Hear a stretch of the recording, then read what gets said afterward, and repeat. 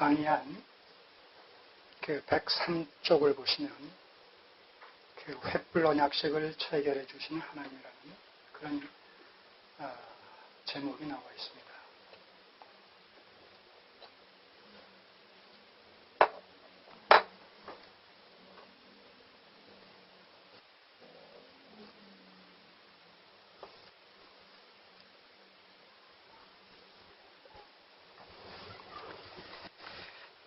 지금 저희들은 그 관점에서 성경을 근원에서부터 계속 살펴오고 있는데 우리가 맨 처음에 어떤 언약을 살펴봤습니까?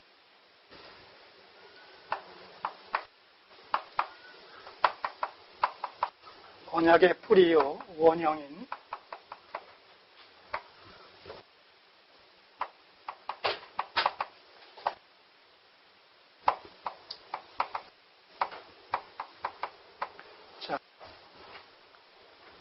이게 언약의 뿌리라고 말씀을 드렸습니다.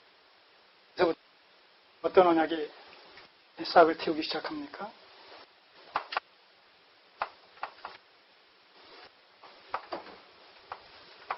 문화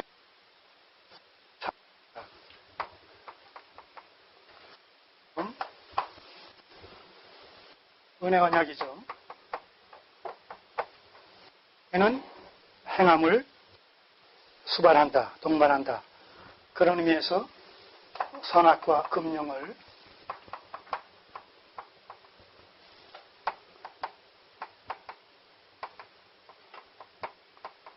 아담 언약으로 체결해 줍니다. 자, 이 선악과 금령 말미암아 주신 언약이 여자의 후손 언약. 자, 이렇게 해서 여자의 후손을 통해 가지고 선악과 금령을 어긴 아담과 하와의 죄를 용서해 주심으로 말미암아 문화명령적 창조 언약 속에서 계승해 나갈 수 있는 길을 열어 주셨다고 말씀을 드렸습니다. 자, 이 문화명령적 창조 언약의 하나님 나라. 그래서 언약의 궁극적인 목표는 하나님의 나라입니다. 언약의 근본 사상은 하나님이 나의 하나님이 되시고 우리는 하나님의 자녀가 되는 것인데 그런 관계가 계속 유지되어 나갈 때 궁극적으로 언약이 궁극적으로 성취되어지는 목표가 뭐냐라고 했을 때 하나님의 나라다. 그래서 저희가 그 책을 언약과 하나님의 나라라는 제목으로 삼은 이유도 거기 있습니다. 자, 여자의 후손 언약에서 이제 비로소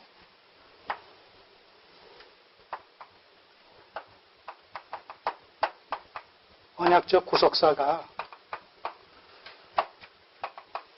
세상 역사를 도구와 방법 삼아서 언약적 구속사가 진행되어져 나간다고 말씀을 드렸죠. 이것이 이제 창세기 4장부터 아담과 인류가 생육하고 구성하는 그런 세상 역사, 세속사를 통해서 궁극적인 목표는 뭐예요? 여자의 후손 언약 속에 담긴 여자의 후손을 구속주로서 세상에 보내시는 고자 하시는 구속사가 본격적으로 시작이 되어진다고 말씀을 드렸습니다. 자, 그렇게 해서 그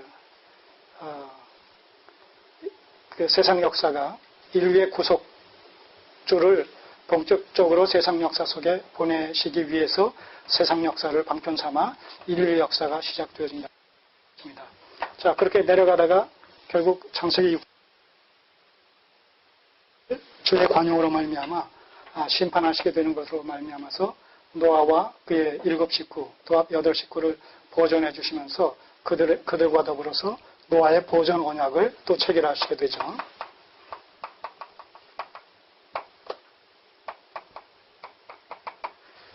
자, 노아의 보존 언약, 이게 창세기 9장에서 나오는데 노아의 보존 언약은 결과적으로 뭡니까? 모든 인류가 아담과 하와로 말미암아서 당하고 노아와 그의 자녀들로 말미암아서 시작되어지는 인류의 역사가 이기 시작되어지는 것과 마찬가지로 해서 결국은 노아의 보존 언약의 내용상 문화명령 창조 언약의 내용과 동질성을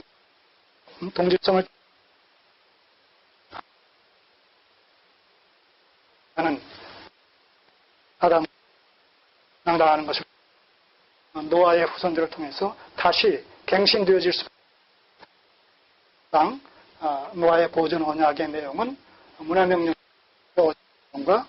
본질상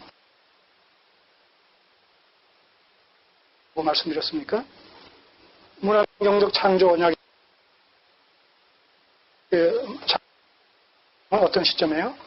아담과 하와가 범죄 이전이라 여기서 범죄를 함으로 말미암아서 이제 아까 금령을 통해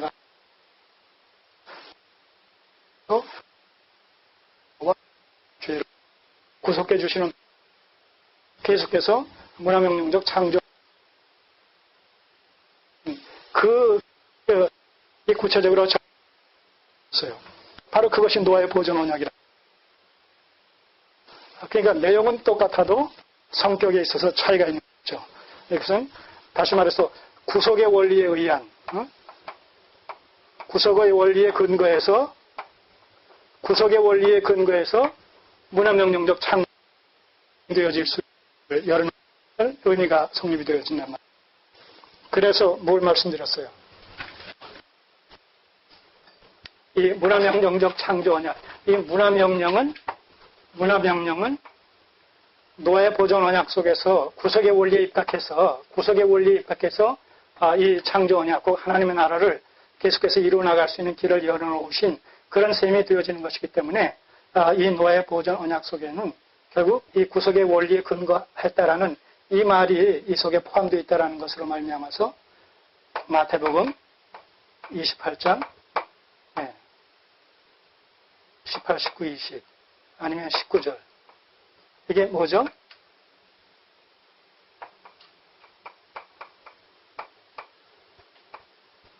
대위명령이라고 이렇게 우리가 그 별명을 붙이고 있잖아요. 사실은 이 대위명령을 통해서 문화명령과 대위명령은 그런 의미에서 본질상 똑같은 목표를 갖고 있단 말입니다. 똑같은 목표를 취하게 된다는 것이죠. 그래서 우리가 지난번에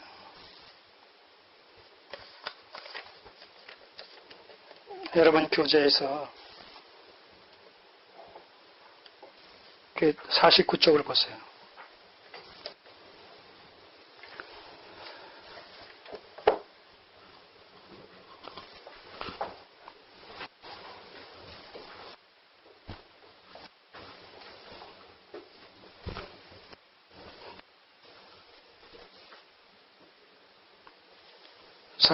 보시면 그 두 번 구원협약과 창세기 1, 2, 3장 신약시대와의 관계 도표에서 그 창세전 구원협약이 문화명령적 창조언약 창조와 괄호 문화명령 창세기 1장 18절 써있죠. 그 밑에 타락 그 다음 옆에 구속 그 위로 다시 올라가서 점선 표시를 쭉쭉 해가지고 재창조로 하면서 뭐라고 말씀드렸어요. 위임명령이라고 해서 마태복음 29절, 20절 말씀을 드렸죠. 네, 그렇게 연결이 되어진단 말입니다. 그러니까 문화명령, 위임명령과 본질성을 띄는데 그것이 본질상, 동질성을 띌 수밖에 없는 이유는 똑같은 그런 목표를 가지고 똑같은 목표는 뭐예요? 하나님의 나라라고 합니다. 하나님의 나라. 새하늘과 새 땅으로 이루어지는 종말론적인 하나님의 나라를 똑같은 목표를 가지면서 문화명령은 타락하기 이전에 위임명령은 타락한 이후에 예수 그리스도로 말미암아 구속받은 하나님의 백성들로 말미암아서 교회를 이루게 되고 그 교회가 궁극적으로 지향하는 목표는 또한 하나님의 나라인 것으로 말미암아서 이러한 도표가 성립이 되어진다는 것이죠.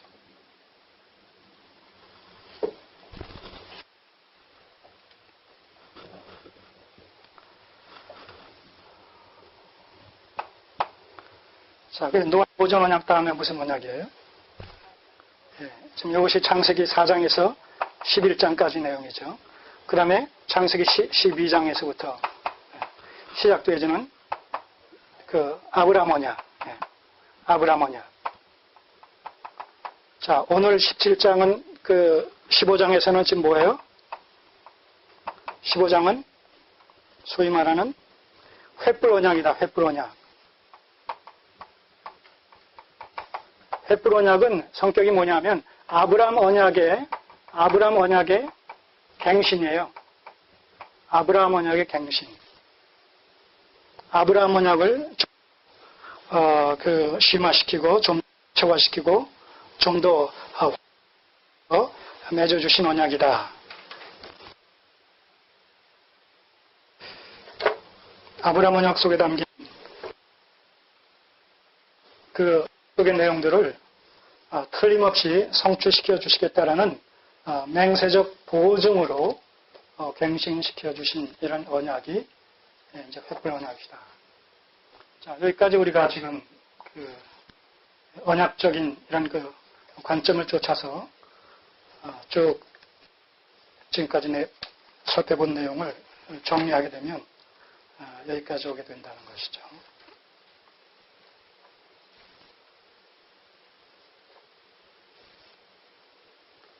계속 이 공부를 해나가시는 과정 속에서 이 언약의 틀을 염두에 두시고 언약의 끈을 놓지 마시고 계속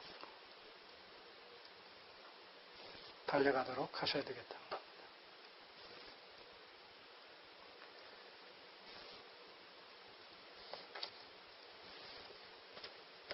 자, 횃불 언약의 내용은 크게 둘로 나눌 수가 있겠습니다.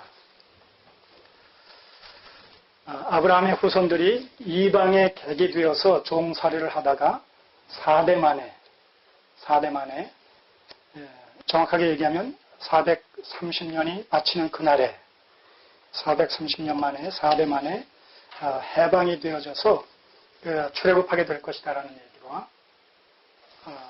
출애굽 사건은 동시에 이제 아브라함 언약 속에 담겨진 두 번째 언약의 성취인 땅 언약과 밀접하게 연관이 되어 있음으로 말미암아서 가나안 정복 사건과 연결되어지죠. 그런데 그 가나안 정복 사건을 통해서 땅 언약이 성취되어지는 내용을 이 횃불 언약 속에서는 어떻게 표현하고 있느냐 하면 아모리 족속의 죄가 관영한 때를 맞춰서 그런 표현이 나옵니다. 자, 창세기 15장을 보시면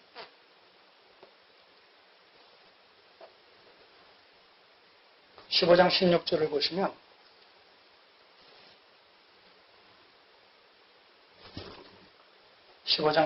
보시면 내 자손은 4대 만에 이 땅으로 돌아오리니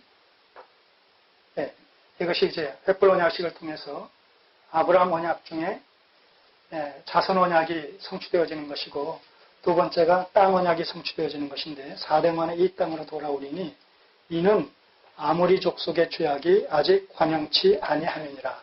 그러니까 아모리 족속으로 대변되어지는 가나안 족속들의 죄가 관영되어짐으로 말미암아 하나님께서 심판하실 수밖에 없는 그때까지가 곧 이 아브라함의 후손들이 말하자면 애굽에서 430년 동안 종살이하는 때와 맥을 같이 한다는 것이죠. 그러니까 이 출애굽한 이스라엘 백성들이 애굽에서 430년 종살이하는 그때는 가나안에서 가나안 족속들의 죄가 관영해짐으로 말미암아서 하나님께서 가나안 족속들을 심판하실 수밖에 없는 그때와 맞물려 있다는 거예요. 자, 이렇게 이제 두 가지. 그러니까 그 가나안 정복 사건은 동시에 가나안 족속들의 죄를 하나님께서 심판하실 때 이스라엘 백성들을 도구로 사용하셔서 전쟁의 방식을 통해서 가나안을 정복하는 방식으로 저들의 죄를 심판하시고 동시에 그 가나안 정복 사건은 아브라함 언약 속에 땅 언약이 성취되어지는 그런 그 이중적인 효과를 띠게 된다는 것이죠. 이것이 이제 횃불 언약 속에 담겨진 하나님의 약속의 내용입니다. 자, 그러면서 17장으로 넘어오시면 여기서 아브라함 언약을 전체적으로 다시 한번 확약시켜 주십니다. 확약시켜 주시는데 특별히 왕에 대한 열 왕에 대한 그 17장 6절을 보시면 내가 너로 심히 번성케 하리니 나라들이 내게로 쫓아 일어나며 열 왕이 내게로 쫓아나리라. 예, 왕에 대한 약속이 창세기 그 12장 1, 2, 3절 사이에서는 왕에 대한 약속은 구체적으로 언급이 되어 있지 않은데 이 17장에 와서 왕에 대한 언급이 구체적으로 기록이 되어 있으면서 동시에 그 앞부분에 보게 되면 4절에 내가 너와 내 언약을 세우니 너는 열국의 아비가 될지라. 이제 후로는 내 이름을 아브라함이라 하지 않냐고 아브라함이라. 자, 이렇게 해서 아브라함이라는 옛 이름을 아브라함으로 바꿔주십니다. 자, 아브라함은 그 의미가 뭐죠? 열국의 아비. 열국의 아비. 그러니까 그 아브라함에서 아브라함으로 바뀌어진다라고 했을 때 열국의 아비라는 의미는 뭐예요? 그만큼 아브라함의 후손들이 많아질 것에 대한 자손 언약의 성취와 관련되어진 이런 그 하나님의 언약 성취에 대한 의지의 표명으로 아브라함의 이런 이름을 아브라함으로 바꾸어 주고 계시는 사실을 여기서 우리가 살펴보게 되는 것이죠. 그러니까 이런 일련의 그런 말하자면 언약에 갱신되어진 내용들이 뭘 의미하느냐고 했을 때 하나님께서 아브라함에게 맺어주신 약속들을 때를 따라 도우시는 은혜로 말미암아 하나님께서 분명히 성취시켜 주시겠다라는 강력한 의지의 표명들이 이러한 여러 가지 상황들을 통해서 구체화되고 있다는 사실을 우리가 여기서 확인하게 된다는 것입니다. 나중에 사라 이름을 뭐로 또 바뀌어주죠? 사례를 사라. 사라는 뭐죠? 의미가 열국의 어미. 그러니까 열국의 아비, 열국의 어미. 그러니까 아브라함과 사라 이 부부의 그 후손들을 통해서 그 많은 이런 그 하나님의 백성들이 출현하게 될 것을 지금 여기서 약속하고 계시다는 것입니다. 자, 그러면서 이제 21장으로 넘어가시면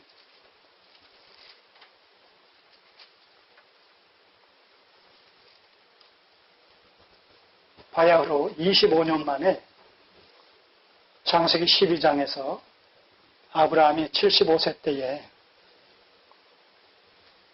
아브라함을 부르셔서 아브라함 언약을 맺어주시고 특별히 자손을 주실 것에 대해서 약속하신 이런 내용들이 25년 만에 무려 25년 만에 성취되어지는 이런 엄청난 사건이 21장에 소개가 되고 있습니다. 자, 창세기 21장 1절 이하를 보시면 여호와께서 그 말씀대로란 아브라함 언약이죠. 네, 아브라함 언약을 통해서 자손을 주실 것이라는 그 말씀대로 사라를 권고하셨고 여호와께서 그 말씀대로 사라에게 행하셨으므로 사라가 잉태하고 하나님의 말씀하신 기한에 미쳐 늙은 아브라함에게 아들을 낳으니 아브라함이 그 낳은 아들 곧 사라가 자기이 낳은 아들을 이름하여 이삭이라 하였고. 자, 여기서 우리가 유의해서 봐야 될 말씀들이 뭡니까? 1절에서 여호와께서 그 말씀대로 사라를 권고하셨고 2절에서 1절 중반에 여호와께서 그 말씀대로 사라에게 행하셨으므로 사라가 잉태하고 그리고 하나님의 말씀하신 기한에 미쳐 이제 아브라함에게 사라가 이삭을 낳아줬다는 것이죠. 자, 말씀대로 기한에 미쳐 이것은 하나님의 언약은 반드시 성취된다. 또 하나는 하나님의 언약이 성취될 때에 그것은 하나님께서 기뻐하신 그 섭리적 작정의 기한이 맞췄을 때 하나님의 언약은 반드시 성취된다. 이런 우리가 신학적인 명제를 여기서 발견할 수가 있죠. 자, 이것이 오늘 우리에게 어떻게 적용되어질 수 있겠느냐라고 했을 때 기독교 신앙은 철저히 말씀 의존적인 신앙이 되어져야 된다. 이걸 신학적으로는 계시 의존적인 신앙이다. 하나님을 믿는 신앙은 계시 의존적인 신앙이 되어져야 된다는 거예요. 하나님의 말씀에 입각한, 하나님의 말씀에 기초한 신앙관을 정립해야 된다는 것이죠. 그러니까 우리 생각에 좋을 대로 우리의 종교심을 부추겨서 우리가 종교적인 열심을 내면 낼수록 거기에 하나님께서 감동하셔서 우리의 소원을 들어주신다. 그런 게 아니라는 거예요. 소위 말하는 지성감천주의적인 신앙은 기독교 신앙이 아니라는 거예요. 여러분, 기복적인 신앙은 기독교 신앙이 아닙니다.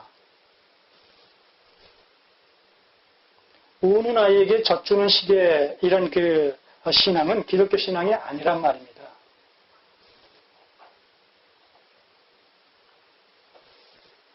정한수를 떠놓고 비나이다 비나이다 하면서 소위 지성을 드리는, 그러면 하늘도 감동이 되어줘서 그 기도에 응답해 줄 것이다라는 이런 지극히 인본주의적인 발상은 성경적인 기독교의 정체성과 기독교 신앙과는 거리가 멀다는 거예요. 이런 것을 일컬어서 우리가 우상숭배적인 신앙 또는 기복주의 신앙, 지성감천주의 신앙 그렇게 표현을 하죠.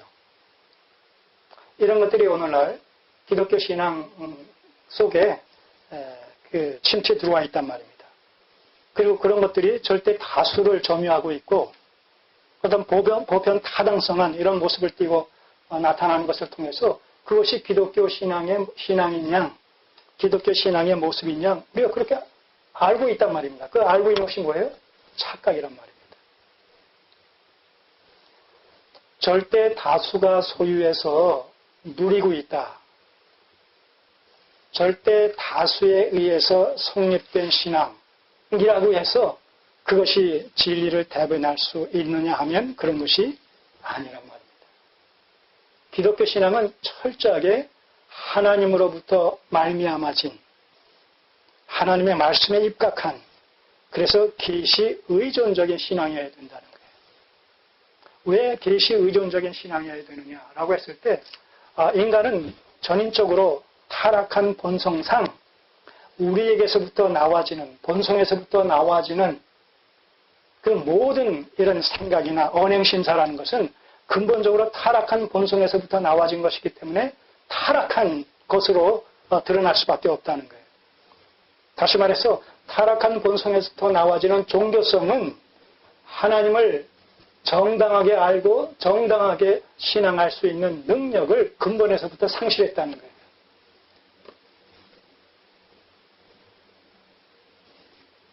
그래서 하나님의 말씀이 전제되어지지 않은 상태에서 우리가 아무리 하나님을 알고 믿고 열심을 낸다 손 칠지라도 그것은 타락한 본성에서부터 나와지는 종교성의 어떤 발로다라는 그런 관점에서 하나님을 알 수도 믿을 수도 또 섬길 수도 없다는 것이 성경의 진술이다. 그래서 성경으로 말미암지 않고서는 하나님을 바르게 알고 믿고 섬길 수가 없다는 거예요. 그래서 철저히 우리는 성경에 입각한 신앙, 곧 계시 의존적인 신앙이어야 된다는 것입니다. 자, 그런 것들이 여기서 말씀대로 사라를 권고하셨고 여호와께서 그 말씀대로 사라에게 명하셨으므로 이런 표현을 쓰는 이유가 그런 데 있다는 것이죠.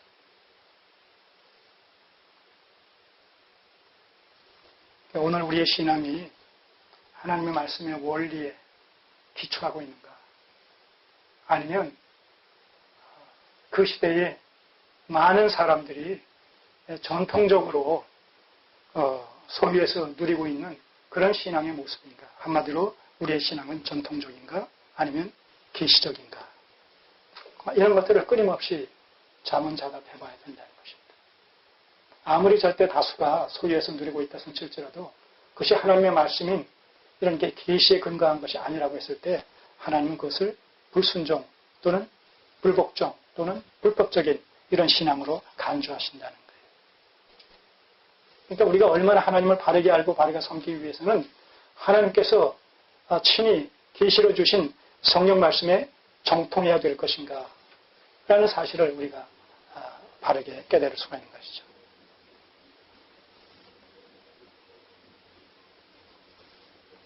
그래서 성경의 기능이 뭐예요? 교훈과 책망과 바르게 함과 의로 교육하기에 유익하니 하나님의 사람으로 온전케 하며 모든 선한 일을 행하기에 온전케 하려 함이니라. 그러니까 성경에 대한 무지가 우리의 타락한 종교성만을 자꾸 부추겨서 하나님을 믿게 됨으로 말미암아 우상숭배적인, 기복적인, 지성감천주의적인 이런 신앙으로 나아갈 수밖에 없는 그런 필연적인 결과를 만들어낼 수밖에 없다는 거예요. 성경에 대한 무지가 왜곡된 성경 해석에 대해 철저한 왜곡된 성경 해석관을 가지고 우리에게 접근해 오는 이단의 가르침 앞에, 이단의 미혹 앞에 속수무책으로 우리가 넘어질 수밖에 없다는 거예요. 성경에 대해서 무지하니까.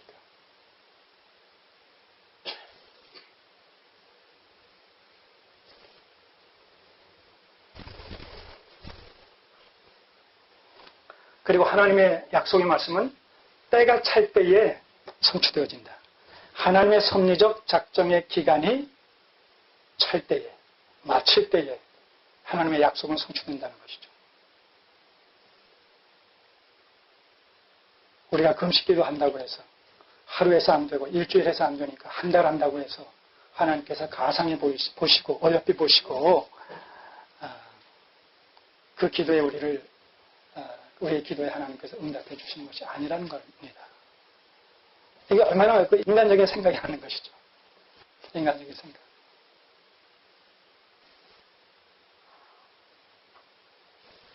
적어도 이사야 선지자가 메시아에 대한 예언을 한 시점에서 보면 신약에서 예수님께서 탄생하신 때가 대략 몇 년이라고 해요? 700년이라고 그러지 않습니까? 이사야 예언 때부터 예수님의 탄생시까지. 이렇게 이사야 선지자가 메시아의 그 도래를 예언한 지 700년 만에 무려 예수님께서 오셨단 말입니다.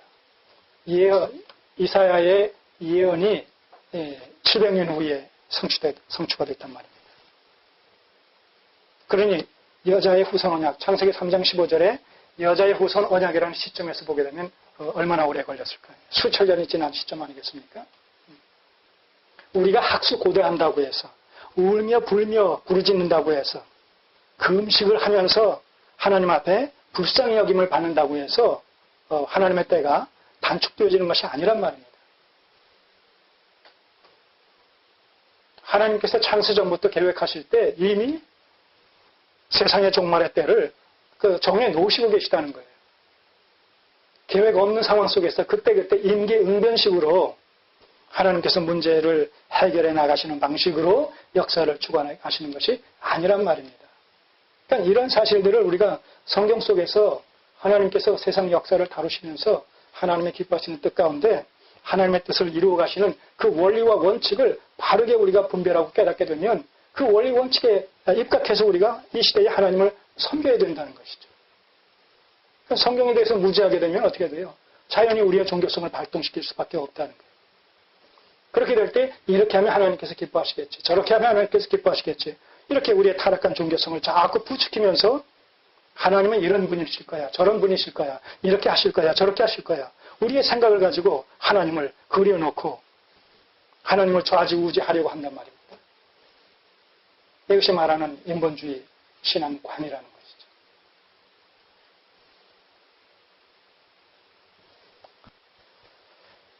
그래서 이 시대의 기독교회가 이런 이란의 맹공격 앞에 너무나 무력하게 넘어지고 있는 이런 모습은 어떻게 보면 자업자득이다. 자업자득. 말씀으로 성도들을 양육시키지 않고 전신갑주를 입히지 않은 그 결과가 이런 식으로 우리에게 돌아오는 것이다. 이제부터라도 우리가 경각심을 가지고 문제점을 직시하면서 보완해 나가는 길밖에 다른 것이 없다는 거예요. 계속 가르치진 않고 계속 답만 높이 쌓아놓고 어떤 만남의 어떤 기회를 차단시키는 것만이 능사가 아니라는 것이죠. 저들과 우리 사이에 답만 자꾸 높아지게 되면 이것이 막는 것이 아니라 오히려 뭐예요? 호기심을 발동시켜서 뭐가 있나 보다. 그러니까 이렇게 막는 것이지 해가지고 높으면 높을수록 막는 담이 높으면 높을수록 그만큼 비로해서 호기심이 더 발동되어져 가지고 거기를 찾아가게 되는 거예요. 관심을 갖게 되는 거예요. 오히려 그런 시간보다도 이제부터라도 말씀을 차근차근 체계적으로 가르치는 것이 더 효율적이고 효과적이다. 그런 생각을 해보게 됩니다. 자, 어쨌든 간에 이렇게 해서 25년 만에 이삭을 주셨단 말입니다. 근데 실제 어떤 상태에서 이삭을 주신 것입니까? 25년 만에 주셨다라는 그 상황을 보면 이삭은 아브라함은 몇 살? 100살이요. 99세, 100세. 그 다음에 사라는 90세. 그러니까 인간적으로 봤을 때는 아이를 낳을 수 있는 생산 능력이 다 제로인 상태, 전무한 상태. 더구나 사라는 처음부터 아기를 낳을 수 없는 여인이었단 말입니다. 그러니까 이렇게 아브라함이나 사라 입장에서 보게 되면 자연적인 이런 방식으로는 아이를 낳을 수 없는 불가능한 이런 상황 속에서 하나님의 약속의 말씀이 성취되어진다는 것이죠. 그러니까 여기서 뭘 발견합니까? 하나님의 약속의 말씀은 능치 못함이 없다는 거예요. 아울러서 하나님의 말씀의 성취는 하나님의 방식을 통해서만 이루어진다는 거예요. 여러분, 우리가 인간이 하나님의 뜻을 이루어 드리는 것으로 생각하면 이건 오산이고 착각이라는 거예요.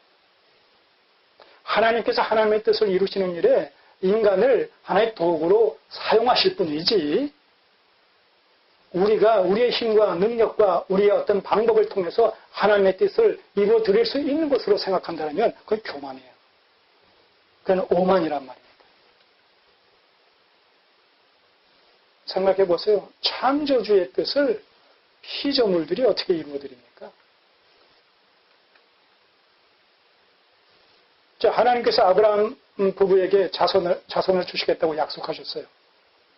근데 아브라함과 사라가 100세가 됐고 90세가 됐어요.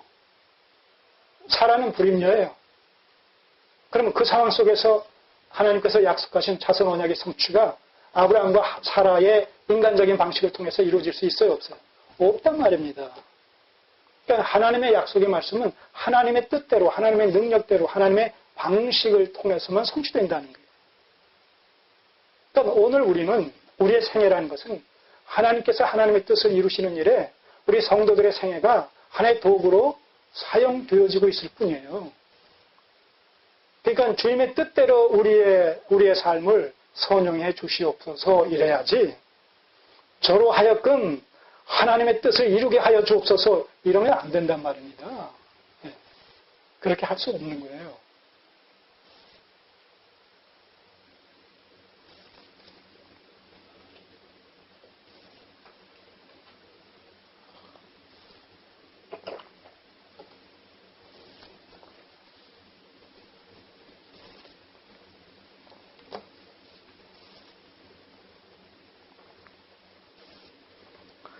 자, 21장에서 이렇게 25년 만에 참으로 우여곡절 끝에 그 기간 동안에 얼마나 아브라함과 사라가 또 많은 주님 앞에 부끄러운 이런 그 신앙의 실수를 한 부분들이 얼마나 많습니까? 그럼에도 불구하고 그 모든 것들을 하나님께서 그 용납해 주시고 또 하나의 교훈을 삼게 해 주셔서 전심으로 전폭적으로 하나님의 약속의 말씀만을 의지케 하시는 이런 방식으로 저들의 신앙관을 독려하시면서 또 믿음을 이끌어 오시는 가운데 마침내 때가 참에 이제 이삭을 아들로 주셔서 아브라함 언약 속에 자손 언약을 성취시켜 주셨단 말입니다. 그렇기 때문에 하나님의 약속의 말씀은 때가 찰 때 반드시 성취된다는 거예요. 자, 오늘 이 시점에 봤을 때, 오늘 이 시점, 우리가 살고 있는 21세기라는 이 시점에서 봤을 때 성경 속에서 아직 이루어지지 않은 하나님의 약속의 말씀 중에 가장 대표적인 것이 어떤 것이 있겠습니까? 예수 그리스도의 재림. 어떻게 보면 모든 약속 중에, 성경 속에 약속한 내용 중에 이제 이루어지지 않은 약속은 이 재림의 약속 외에 없지 않을까, 이런 생각까지도 하게 됩니다. 그런데 예수 그리스도의 그 오심이라는 것은 초림과 재림의 두 번에 걸쳐서 예수 그리스도의 오심에 대한 약속이 성경에 기록되어 있죠. 그런데 초림 약속은 오늘 시점에서 봤을 때 2000년 전에 이미 성취가 됐단 말입니다. 그러면 예수님의 초림의 약속이 때가 찰 때에 그렇게 성취되었다 하면 재림의 약속도 때가 찰 때에 성취되겠어요? 안 되겠어요? 성취된단 말입니다. 오늘 그리스도인들의 최대의 소망이 있다면 뭐겠습니까? 주님의 오심 아니겠습니까? 그리고 그것은 공허한 소설 같은 얘기가 아니라 천지의 주제가 되시는 하나님께서 약속하신, 여호와 하나님께서 약속하신 약속의 말씀이란 말입니다. 그것은 반드시 때가 찰 때에 성취되어질 수밖에 없는 당위성을 그 자체 속에, 말씀 속에 담고 있다는 것이죠. 자, 22장으로 넘어오시면 21장과 어떻게 보면 정반대의 이런 그 내용이 소개가 되고 있습니다. 22장을 보시면 그 일 후에는 21장 속에 담겨진 여러 주제들이 주제들을 포괄적으로 언급한 내용입니다. 자, 그 이후에 하나님이 아브라함을 시험하시려고 그를 부르시되 아브라함아 하시니 그가 가로되 내가 여기 있나이다. 여호와께서 가라사대 내 아들 내 사랑하는 독자 이삭을 데리고 모리아 땅으로 가서 내가 네게 지시하는 산 거기서 그를 번제로 드리라. 문맥적으로 보게 되면 21장에서 22장 사이에 적어도 10여 년 이상이 그 세월이 흐른 것으로 그렇게 추정이 되어집니다. 왜냐하면 이삭을 번제로 드릴 이런 장작을 이삭이 메고 이렇게 길을 떠났다라는 것을 보게 되면 적어도 10대 초반이 됐을는지 중반이 됐을는지 모르지만 어쨌든 10대 소년으로 성장을 한 이삭의 모습을 여기서 우리가 그려볼 수가 있기 때문에 21장에서 22장 사이에 적어도 10여 년 이상이 지나갔다라는 것을 우리가 추정을 할 수가 있는데 어쨌든 하나님께서 이렇게 나타나셔서 한동안 침묵 속에 있었다가 나타나셔서 아브라함에게 요구하시는 내용이 뭐냐면 이삭을 번제로 드리라는 거예요. 근데 여기서 창세기 저자는 이러한 그 하나님의 요구사항이 시험이다. 시험이라고 말씀하셨지만 아브라함은 그것이 시험인 줄 알았어요? 몰랐어요? 몰랐단 말입니다. 우리가 그냥 이렇게 그 내용을 읽지만 그 상황을 우리가 하나의 염두에 두고 묵상을 해보면 아브라함의 입장에서는 이건 정말 기가 막힐 일이 아니겠어요? 100세에 주신 아들, 약속의 자녀. 그것도 10대 소년으로 성장했을 이 이삭. 아브라함은 이제 곧 임종을 맞이해야 될 이런 상황이었는데 이삭을 보는 아브라함의 심정은 그야말로 눈에 넣어도 아프지 않을 이삭을 보는 그 낭만이, 즐거움만이 어떻게 보면 아브라함의 생존의 의미가 거기 있지 않겠는가 이렇게 생각할 수 있는 분신이나 다름없는 이 이삭을 번제로 잡아 제사를 드리라. 이거 얼마나 청천벽력 같은 그런 이야기겠습니까? 우리가 이런 상황 속에서 이런 하나님의 어떤 요구의 측면에 있었다고 생각을 해보시라. 당시에 아브라함의 입장과 상황이 처지가 오늘 우리들 각자의 처지와 입장과 똑같은 상황이라고 그렇게 한번 여겨보시라는 거예요. 우리는 어떤 심정을 갖게 될까? 오늘 현실을 우리가 살아가면서 때때로 예기치 않던 어떤 일들이 일어날 수 있죠. 우리의 그 삶의 현장 속에서 예상치 않던 일들이 많이 일어날 수 있습니다. 특별히 기쁜 일이라기보다도 불행한 일이, 슬픈 일이, 울어야 될 일이, 손해봐야 될 일이 예상치 않은 가운데 올 수가 있습니다. 그럴 때 우리들은 어떤 그 심정을 하나님 앞에 표출합니까? 어떤 심정을 가지고, 어떤 모습을 가지고. 그런 것을 감사함으로 받아들이실 수 있어요? 어찌하여 하필이면 왜 내게 이런 일이 하나님 믿지 않을 때도 없었던 이런 일이 하나님을 믿는데 복은 고사하고 이런 저주 같은 일이 이런 그 화가 내가 뭘 잘못했다고. 게다가 이렇게 열심히 하나님을 믿고 있는데 나에게 이런 끔찍한 일이 일어날 수가 있습니까? 하면서 항변하지 않습니까? 그런 관점에서 본다면 이 아브라함과 사라 입장에서는 하나님 앞에 어떤 자세와 태도를 보였었을까요? 그냥 관계 끊읍시다 이러지 않았을까요? 나 이런 하나님이라면 나 하나님 더 이상 믿지 않겠습니다. 주실 때는 언제고 이제 와서 죽이라고요? 번제로 각을 떠서 제사를 드리라고요? 그런 무지막지한 무자비한 하나님이라면 나 안 믿겠습니다. 얼마든지 인간적으로 그럴 수 있잖아요.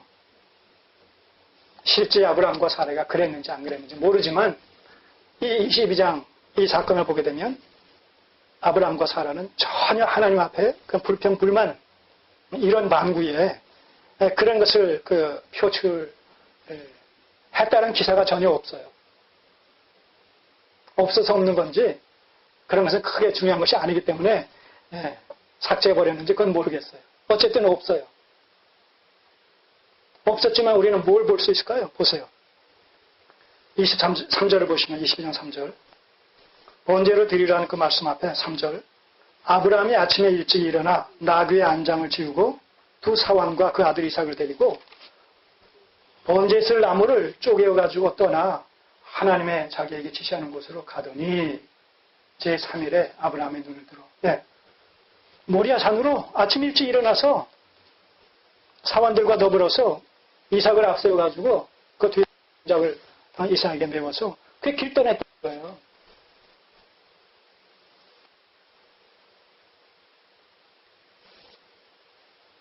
바로 이 아브라함이 아침에 일찍 일어나서 그러니까 전에 주님께서 그런 그 현현을 하셔가지고 그런 그 명을 전하셨는지 모르겠어요. 그럼 밤새껏 밤잠을 설쳤는지 뜬 눈으로 세웠는지 그건 모르겠어요. 근데 아침에 일찍 일어나서 떠났다는 거예요. 자, 더 이제 우리가 주의 깊게 봐야 될 것은 5절을 보세요. 모리아 산을 저 눈앞에 멀리 저 앞에 이제 바라보면서 5절 이에 아브라함이 사원에게 이르되 너희는 나귀와 함께 여기서 기다리라. 내가 아이와 함께 저기 가서 경배하고 너희에게로 돌아오리라 하고 이게 중요한 말씀이에요. 이제 모리아 산을 목전에 놓고 같이 갔던 사환들에게 여기서 기다리라는 거예요. 나는 아이와 함께 저기 가서 경배하고 너희에게로 돌아오리라. 이 말 속에는 자기만 이삭은 잡아서 번제를 드리고 자기만 돌아오겠다는 것이 아니라 이삭과 함께 돌아오겠다는 그런 의미가 여기 담겨 있습니다.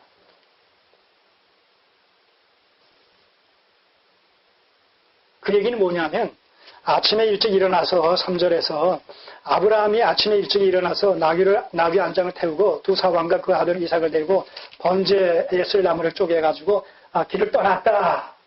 아침에 일찍이. 이 표현 속에 아브라함은 모종의 결단을 내리고 떠났다는 것이죠. 그리고 그 모종의 결단 속에 아브라함은 어떤 사실을 확신하고 길을 떠났다는 거예요. 막연하게 아침이 되니까 어쩔 수 없어서 하나님께서 번제를 드리라고 하니까 어길 수는 없고 해서 마지못해 무거운 다리를 이끌고 억지 춘향식으로 그렇게 떠난 것이 아니라 하나님께서 번제를 드리라고 했을 때에 그 말의 의미가 무엇인가라는 사실을 깨닫고 확신을 가지고 떠났다는 거예요. 확신을 가지고 떠났다라는 얘기는 다시 말해서 내가 이 아이를 죽여도 번제로 드리라고 했으니까 죽여도 하나님께서는 이 아이를 다시 살려주실 것이다 라는 확신을 가지고 떠났다는 거예요. 왜냐하면 이삭은 바로 약속의 자녀였단 말입니다. 25년 만에 주신 약속의 자녀였단 말입니다. 근데 이 이삭이 번제로 바쳐지게 되면 죽는 것인데, 그럼 이삭이 죽으면 어떤 문제가 야기됩니까? 이삭이 죽으면 어떤 문제가 야기돼요? 아브라함에게 약속하셨던 그 자손 언약의 일차적인 성취가 이삭을 통해서 성취된 것인데, 이삭이 죽으면 그 이후에 계속해서 약속의 성취가 진행될 수 있어요, 없어요? 없어진단 말입니다. 자, 약속이 끊겨진다, 무효화되어진다는 얘기는 궁극적으로 무엇이 무효화되어진다는 거예요? 아브라함 언약 전체가 무효화되어질 뿐만 아니라 아브라함 언약이 그 앞에서부터 이어져 내려온 결과 아닙니까? 그럼 이 이후에 이전의 모든 약속들이 어떻게 된다는 거예요? 다 무효가 되어진다는 거예요. 그리고 특별히 이 이후의 약속 중에서 어떤 그 중요한 약속조차도 무효가 되어진다는 얘기예요? 여자의 후손 언약조차도 무효가 되어진다는 얘기예요. 그럼 여자의 후손이 이 땅에 온다는 건 나올 수 있다는 거 없다는 거예요? 나올 수 없다는 거예요. 자, 여자의 후손이 이 땅에 출현할 수 없다는 얘기는 무슨 문제와 직결됩니까? 죄의 문제가 구속될 수 있다는 거 없다는 거예요. 없다는 거예요. 그러면 문화명령적 창조언약 자체가 이루어질 수 있어요? 없어요? 없어요. 그러면 언약의 뿌리인 에베소서 1장 4절에서 창세전에 그리스도 안에서 우리를 택하사라는 이 하나님의 창세전 예정과 작정과 선택도 성취될 수 있어요? 없어요? 없다는 거예요. 아브라함 언약 중에서 자손 언약의 성취로 주신 이삭이 하나님께서 번제로 드리라는 말씀으로 말미암아 죽여서 번제로 드려지고 그것으로 끝났다라면 모든 하나님의 약속은 다 무효화가 되어진다. 자, 그런데 그런 일은 있을 수 있어요, 없어요? 없단 말입니다. 하나님은 일구이연하시는 분이 아니기 때문에. 그러면 자손 언약의 당사자로 주신 이삭도 죽이라고 하셨지만 이것이 무효화될 수 없다라면, 계속 이 약속들이 진행되어야만 된다라면 번제로 드리라고 해서 아브라함이 죽인 이삭도 일단 죽인 다음에 죽음당한 이삭을 어떻게 하시겠어요? 하나님께서 다시 살려주심으로 말미암아 이삭을 통해서 계속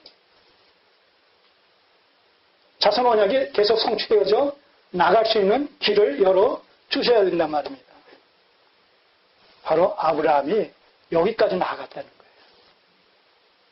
이 한밤에, 이 밤새 아마 사라와 머리를 맞대고 고민하면서 도대체 이 의미가 무엇일까? 이것을 아마 상고하지 않았겠습니까? 오늘 우리가 기독교 신앙관의 정체성은 그런 의미에서 언약신앙관이에요. 언약신앙관. 하나님의 모든 약속의 말씀들이 반드시 성취될 것이다라는 그 전제 속에서, 그 다위 속에서 우리의 신앙생활을 의연하게 염두에 나가야 된단 말입니다.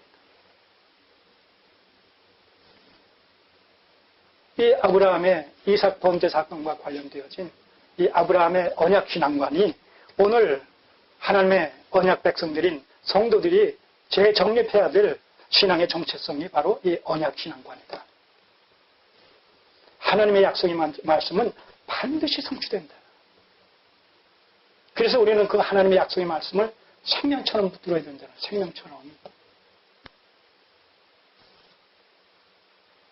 그리고 이 아브라함이 이 이삭의 번제 사건과 관련해서 이런 언약신앙관을 정립할 수 있었던 것은 이 시점에서 하나님께서 자기를 창세기 12장에서 부르셔서 언약을 맺고 그 이후에 여기까지 인도에 오셨던 그 모든 과정을 여기서 종합적으로 한번 반추해 봤다는 얘기죠.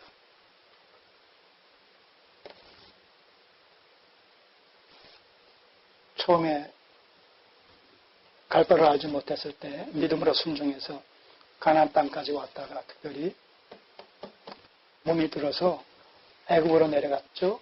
파라를 누이라고 속여서 생명을 구걸하다시피 그렇게 하면서 그 애굽에 갔다가 결국은 거기서 모든 것이 하지 않았습니까? 그랬을 때 어떤 결과가 빚어졌어요. 거기서 그 그 능지처참할 수밖에 없는 그 상황 속에서 오히려 바로에게 책망만을 듣고 오히려 많은 재물을 얻어서 다시 가나안 땅으로 돌아올 수 있었잖아요. 창세기 14서 12장과 13장에서. 거기서 아브라함은 어떤 사실을 깨달았다고요? 자신의 생애가 아브라함 언약의 그 인도와 다스림을 성리적으로 받고 있다라는 이런 언약 신앙관을 거기서 분명하게 정립할 수가 있었다. 하나님은 또한 하나님의 언약의 말씀은 반드시 성취될 수밖에 없다는 사실. 그 다음에 세 번째는 하나님의 절대 주권은 세상 역사를 주관하시고 그 시대에 이 세상의 왕이라고 일컬을 수 있는 이 애굽의 바로 왕까지도 하나님께서 좌지우지하실 수 있는 절대 주권자이시다라는 사실을 거기서 분명히 깨달았다는 것이죠. 그리고 25년 만에 아들까지 낳을 수 없는 상황에서 하나님의 그 초자연적인 능력과 간섭하심으로 말미암아 아들까지 주신 명실상부한 언약의 자손으로서 이삭을 주셨는데 여기서 죽이라고 하신다라면 하나님의 모든 언약이 다 무효가 되어지고 취소가 되어질 수밖에 없는 상황 속에서 하나님은 결코 그러실 수 없다. 그러면 번제로 바치라고 하셨으니까 번제로 바치려면 얘를 죽여야 되는데 내가 얘를 죽인다 할지라도 하나님은 그 무한하신 능력으로 말미암아 다시 살려주셔서 이삭을 계속해서 언약의 씨를 계속 보존해 주실 것이다라는 이런 확신, 이런 결론을 내리게 됐다는 거예요. 근데 이게 오늘 제가 지금 추정해서 여러분들에게 드릴 말씀이냐 하면 그것이 아니라는 거예요. 히브리서 11장을 보시면 여기 손을 넣으시고 히브리서 11장을 보시면 히브리서 기자가 복음의 빛 안에서 바로 이 사건을 해석해주고 있다는 거예요.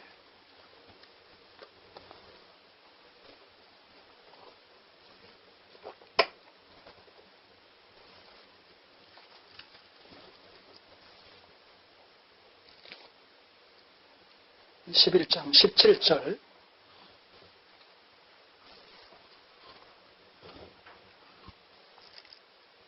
아브라함은 시험을 받을 때에 믿음으로 이삭을 드렸으니 자, 여기 보세요. 믿음으로 드렸다는 거예요.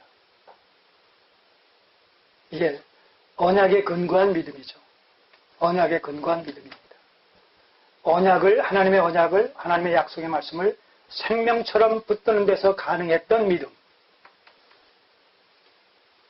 얘를 내가 번제로 드린다 할지라도 하나님의 언약은 결코 취소되거나 무효가 될 수 없는 것이기 때문에 다시 살려주실 것이다라는 확신에 찬 언약적 믿음. 믿음으로 드렸으니 저는 약속을 받은 자로 돼 그 독생자를 드렸느니라. 저에게 이미 말씀하시기를 내 자손이라 칭할 자는 이삭으로 말미암음이라 하셨으니 다시 말해서 아브라함 언약 속의 자손 언약은 1차적으로 이삭을 주셨고 2차적으로는 이삭을 통해서 또 자손을 주실 거란 말입니다. 그 언약의 맥락이 그렇지 않겠어요? 네. 네 자손이라 칭할 자는 이삭으로 말미암음이라 하셨으니 저가 하나님이 능히 죽은 자 가운데서 다시 살리실 줄로 생각한지라. 이게 아침 일찍이 아브라함이 모리아산을 향해서 길을 떠나게 되어졌던 그때 아브라함의 심정을 히브리서 기자가 이런 방식으로 해석하고 적용을 시키고 있다는 거예요.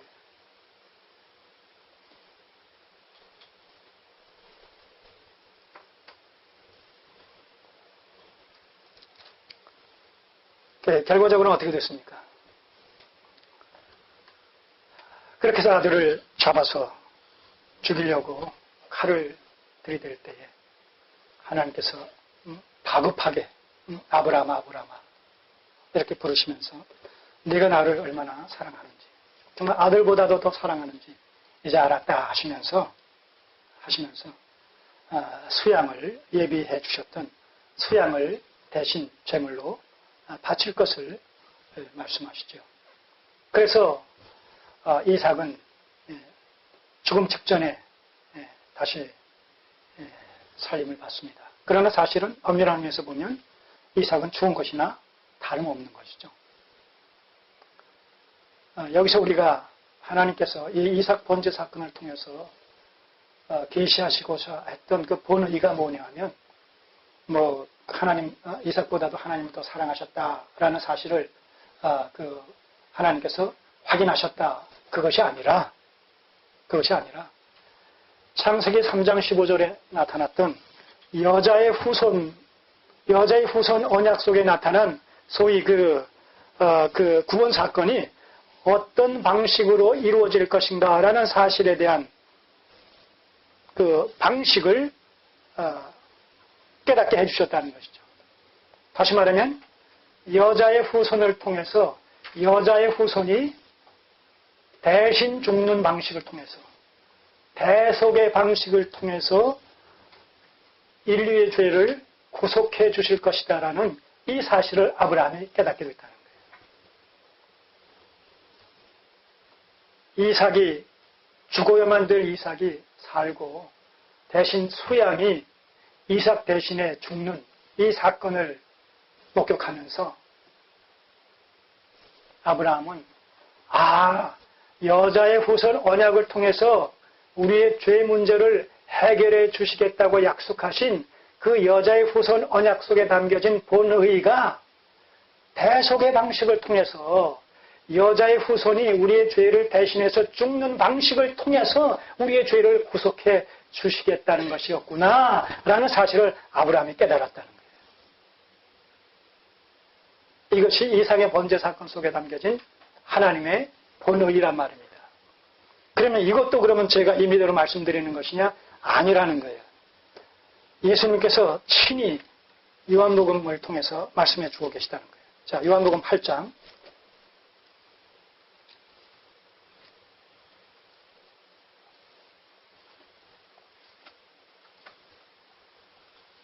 이 바리새인들과 끊임없이 예수님께서 충돌하시는 가운데 주님께서 이런 말씀하십니다. 요한복음 8장 56절 말씀에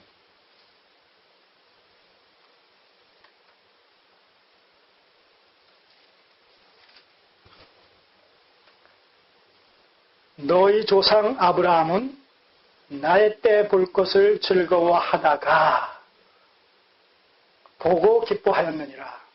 자, 이것이 두 문단으로 나누어집니다. 두 가지 주제로. 너희 조상 아브라함은 나의 때 볼 것을 즐거워하다가, 지금 이것이 어디까지냐 하면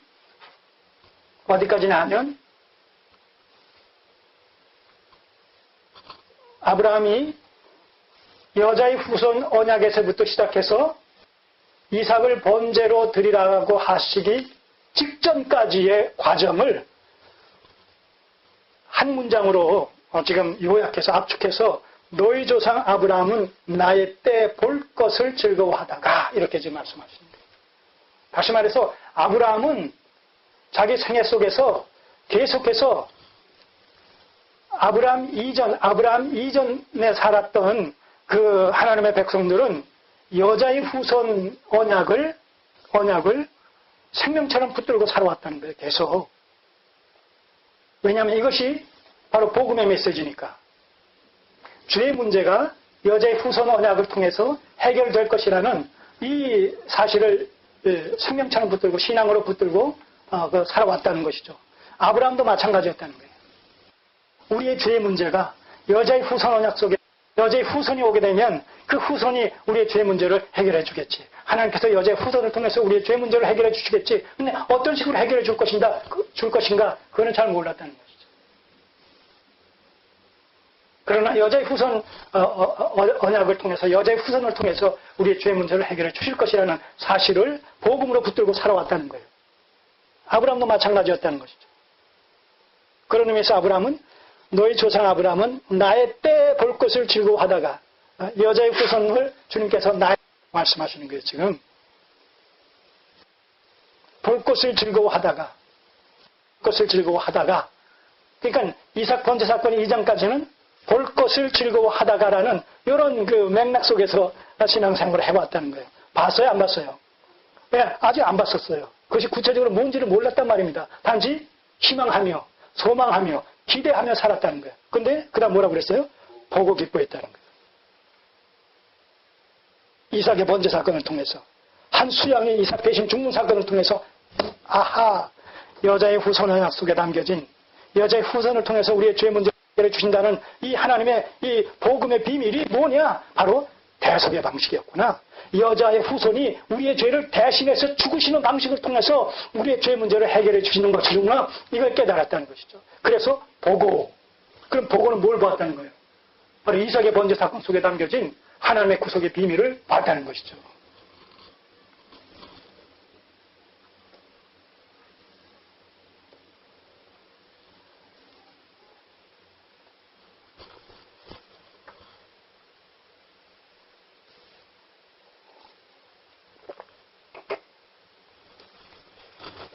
자, 한 15분 쉬었다가 하겠습니다.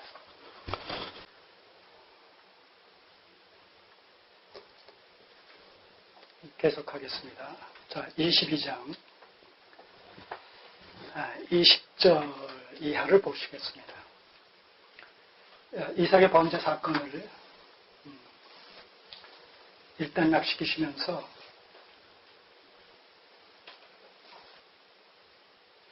(16절) 이하를 다시 한번 보시면 여호와께서 여호와의 사자가 하늘에서부터 두 번째 아브람을 불러 가라사대 여호와께서 이르시기를 내가 나를 가리켜 맹세하노니 네가 이같이 행하여 내 아들 내 독자를 아끼지 아니하였은즉 내가 네게 큰 복을 주고 네 씨로 크게 성하여 하늘의 별과 같고 바닷가의 모래와 같게 하리니 네 씨가 그 대적의 문을 얻으리라. 네 씨가 대적의 문을 얻으리라. 네 씨가 사단을 멸망시키리라. 그 얘기입니다. 또 네 씨로 말미암아 천하 만민이 복을 얻으리니 이는 네가 나의 말을 준행하였음이니라 하셨다 하니라. 이에 아브라함이 그 사원에게로 돌아와서 함께 떠나 브엘세바에 이르러 거기 거하였더라. 자, 이렇게 해서 이삭의 번제 사건은 해피엔딩으로 끝마치면서 엄청난 여호와의 여자의 후손 언약 속에 담긴 그 복음의 비밀이 바로 구속 사건이요 대속 사건이라는 사실을 모리아산의 이삭 번제 사건을 통해서 계시해 주심으로 말미암아 일단락되어집니다. 그래서 모리아산의 사건을 구약의 갈보리 사건이다.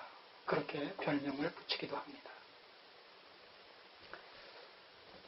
구속이라는 주제 속에서 상응성을 띠고 있기 때문에 그렇습니다.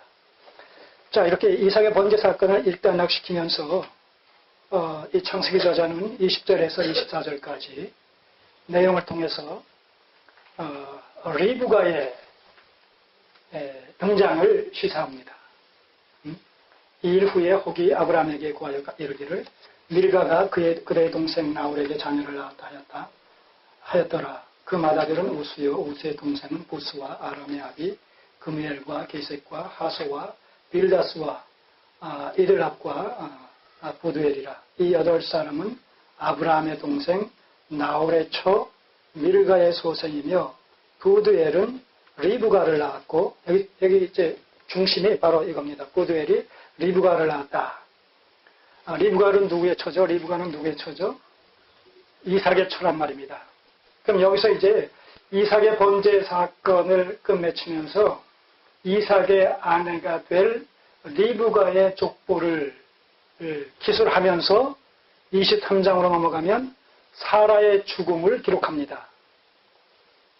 자, 사라의 죽음을 기록하기에 앞서서 이삭의 아내 될 리브가의 족보를 지금 살짝 언급하고 있는 이 저장, 창세기 저자의 의도가 뭐냐 하면 이제 사라의 죽음과 더불어서 아브라함의 시대도 마감되어지고 본격적으로 아브라함의 자손 이삭의 시대가 리브가와의 결혼을 통해서 부부관계를 맺는 것을 통해서 이삭의 시대가 본격적으로 등장하게 될 것이다 라는 사실을 독자들에게 시사하고 있다는 것이죠.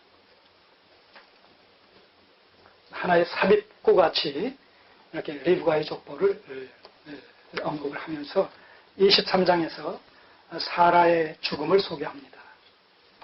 사라의 죽음을 소개하면서 여기서 중요한 이런 그 계시적인 의미가 담긴 사건을 아울러서 소개를 하고 있는데 그것이 뭐냐면 죽은 사라를 장사 지낼 매장지를 헷 족속으로부터 은 400세계를 주면서 구입을 한다는 것이죠. 그 당시 헷 족속들과 아브라함과 아주 원만한 이런 그 관계를, 인간 관계를 맺고 있었던 사실을 내용을 통해서 확인을 하게 되는데 그런 의미에서 이 헷 족속이 그 아브라함이 그 매장지를 사겠다고 했다면 당신과 나 사이에 무슨 이런 그 거래를 하겠느냐, 그냥 주겠다, 이렇게 제의를 합니다. 그럼에도 불구하고 아브라함은 은 400세계를 주면서 주변에 많은 그 헷 족속 사람들로 하여금 증인을 삼아서 정당하게 그 땅을 매입한 사실을 갖다가 이 23장에서 언급을 하고 있습니다. 구절을 보시면 그로 밭머리에 있는 막벨라 구를 내게 주게 하되 준 가를 받고 값을 받고 그 구를 내게 주어서 당신들 중에 내 소유 매장지가 되게 하기를 원하노라. 당신들 중에 내 소유 매장지가 되게 하기를 원하노라. 이것이 너희들 땅이지만 헷 족속의 땅이지만 그 중에 이 땅은 내가 돈을 주고 산 것으로 말미암아 내 소유가 너희들 소유지 중에 있다는 사실을 갖다가 확정시켜 달라라는 그런 의미가 담겨 있습니다. 자, 10절에 때에 에브론이 헷 족속 중에 앉았더니 그 땅 주인입니다. 그가 헷 족속 곧 성문에 들어온 모든 자에 듣는데 아브라함에게 대답하여 가로되 내 주여 그리 마시고 내 말을 들으소서. 내가 그 밭을 당신께 드리고 그 속에 굴도 내가 당신께 드리되 내가 내 동족 앞에서 당신께 드리오니 당신의 죽은 자를 장사하소서. 자, 그러자 이 12절 아브라함이 이에 그 땅 백성을 대하여 몸을 굽히고 그 땅 백성에 듣는 대로 에브론에게 말하여 가로되 당신이 합당히 여기면 청컨대 내 말을 들으소서. 내가 그 밭값을 당신에게 주리니 당신은 내게서 받으시오. 내가 나의 죽은 자를 거기 장사하겠노라. 에브론이 아브라함에게 대답하여 가로되 내 주여 내게 들으소서. 땅값은 은 400세겔이나 나와 당신 사이에 어찌 기옥에 하리이까. 당신의 죽은 자를 장사하소서. 아브라함이 에브론의 말을 쫓아 에브론이 해쪽 속에 듣는 데서 말한 대로 상고에 통용하는 은 400세겔을 달아 에브론에게 주었더니 마므네 앞 막벨라에 있는 에브론의 밭을 바꾸어 그 속의 굴과 그 사방에 뚫린 수목을 다 성문에 들어온 해쪽 앞에서 아브라함의 소유로 정한지라. 자, 이렇게 매장지를 해쪽 속의 그 에브론의 땅 매장지를 400세겔을 주고 샀다. 그리고 그때 그 주변 사람들을 증인 삼아서 샀다. 그냥 주겠다는 것도 마다하고 돈을 주고 샀다. 이 사실은 굉장히 중요한 의미가 그 언약적 구속사관에 입각해서 봤을 때 굉장히 중요한 의미가 담겨 있습니다. 다시 말해서 아브라함은 아브라함 언약 속에 담긴, 특별히 횃불 언약 속에 담겨진 너희 후손이 이방에 개기되었다가 4대 만에 이 땅으로 다시 돌아올 것이다 라고 횃불 언약식 속에서 약속해 주셨잖아요. 15장에서 그걸 염두에 둔 거예요. 그러면 그 자손 언약의 성취에 이어서 이 가나안 땅을 아브라함의 후손들이 소유하게 될 날은 먼 훗날이란 말입니다. 먼 훗날. 자기들은 다 이제 죽어 없어진 후란 말입니다. 아브라함이 여기서 이 사례의 매장지로 이렇게 돈을 주고 사게 되는데 이 막벨라 굴에는 사례도 묻히고 아브라함도 묻히고 이삭도 묻히고 리브가도 묻히고 나중에 야곱도 묻히고 다 그럴 곳이란 말입니다. 이걸 돈을 주고 샀다라는 것은 먼 미래를 염두에 두고 먼 미래에 이 소위 아브라함의 이스라엘 백성들의 조상인 아브라함과 이삭과 야곱이 다 죽은 이후에 그 언약들이 성취되어질 텐데, 땅 언약이 성취되어질 텐데, 그때 그 후손들의 입장에서 봐서는 이 가나안 땅이 하나님께서 주신 약속의 땅이다라는 사실에 대한 증거가 뭐겠어요? 증거가 바로 그 증거가 아브라함이 수백 년 전에 우리의 조상 아브라함이 우리 조상들의 무덤을 바로 해쪽 속들로부터 400세계를 주고 샀다라는 그 현장이 보존되어지는 것을 통해서 그것이 하나의 하나님께서 약속의 땅 가나안 땅을 우리 조상들에게 주셨다. 우리 후손들에게 이스라엘 백성들에게 주셨다라는 사실에 대한 하나의 물증이 되어진단 말입니다. 물증이. 그 물증을 삼게 함으로 말미암아 계속해서 그 아브라함의 후손인 이스라엘 백성들로 하여금 가나안 땅을 하나님께서 주신 약속의 땅으로 믿고 확신하면서 이 땅으로 마땅히 돌아가야 되겠다라는 이 사실을 계속 저들에게 심어주기 위한 하나의 의도에서 그 물증으로 확실한 증거로 이 돈을 주고 안 주고도 그냥 그 선물로 받을 수 있는 땅을 갖다가 굳이 돈을 주고 삼으로 말미암아서 명실상부하게 아브라함의 소유라는 이런 그 확고부동한 증거를 남기고 있다는 것이죠.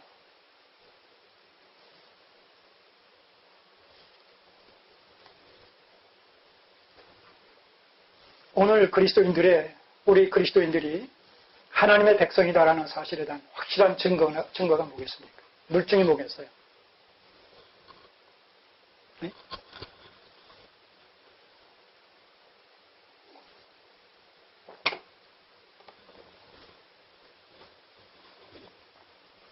오늘 우리가 하나님의 선택받은 백성이다 라는 하나의 그 보증이 뭡니까? 담보물이 뭐겠어요? 예수 그리스도. 예수 그리스도께서 우리의 담보물이 되신다. 예수 그리스도야말로 바로 우리가 하나님의 백성이다 라는 사실을 객관적으로 증거해주는 하나의 보증이 되시며 또한 담보물이 되신다. 예수 그리스도의 죽으심은 어떤 의미의 그 의미가 담겨있는 어떤 성격의 죽음이에요? 자기 백성을 저희 죄에서 구원하실 자로 대성물로 오신 분이요.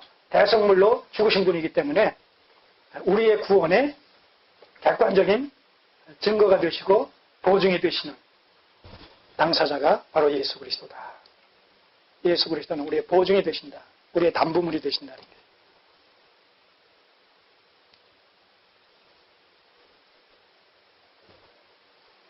바로 그것을 삼기 위해서 그랬다는 것입니다.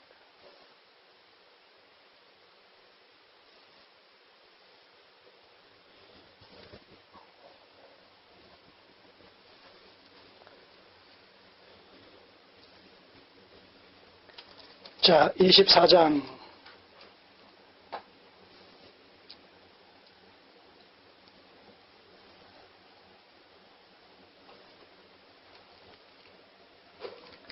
24장에서는 이제 이삭의 아내 리브가를 맞이하는 이런 내용이 여러 장에 걸쳐서 소개가 되어집니다. 그리고 마침내 그 24장 67절 마지막 절을 보시면 이삭이 리브가를 인도하여 모친 사라의 장막으로 데리고 그를 취하여 아내를 삼고 사랑하였으니 이삭이 모친 성사 후에 위로를 얻었더라. 자, 이렇게 해서 이제 본격적인 이삭의 시대가 도래합니다. 그런데 공교롭게도 이삭의 아내 리브가도 어떤 여인입니까? 이삭의 어미 사라와 똑같이 아기를 낳지 못한단 말입니다. 자, 25장 21절을 보시면 19절부터 보시면 아브라함의 아들 이삭의 후예는 이러하니라. 아브라함이 이삭을 낳았고 이삭은 40세에 리브가를 취하여 아내를 삼았으니 리브가는 바탈 아람의 아람 족속 중 부두엘의 딸이요 아람 족속 중 라반의 누이였더라. 이삭이 그 아내가 잉태하지 못하므로 그를 위하여 여호와께 간구하매 여호와께서 그 간구를 들으셨으므로 그 아내 리브가가 잉태하였더니. 자, 이걸 보시면 지금 이삭의 그 생애도 결국은 아브라함의 생애와 거의 흡사한 그런 그 모습을 보게 됩니다. 다시 말해서 아브라함과 그 사례 사이에도 자선 언약의 성취는 하나님의 능력과 하나님의 방식으로밖에 성취되어질 수 없다는 것이죠. 그렇죠? 그렇듯이 지금 이삭도 리브가가 불임녀인 것으로 말미암아 이삭의 대를 이어서 자선 언약이 성취되기 위해서는 어떻게 되겠어요?